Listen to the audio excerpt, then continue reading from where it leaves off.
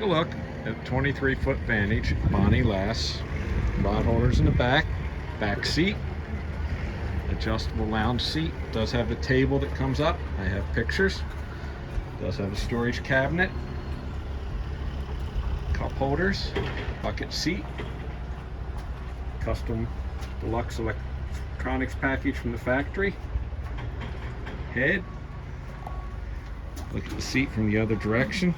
Seat's fully adjustable into a lounge. There is a cooler underneath. Walk-through transom door. New 300 Mercury with reported right around 20 hours on it. Head in the sink. Windshield. Seating forward. There is the filler cushion and the table for entertaining.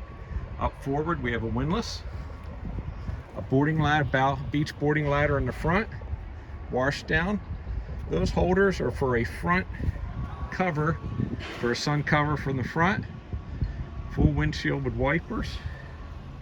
There is a enclosure.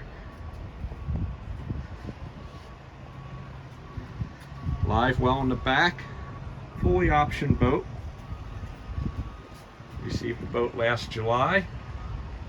It is in rack storage, not bottom painted. Premium audio. Call me for a list of options. Thank you.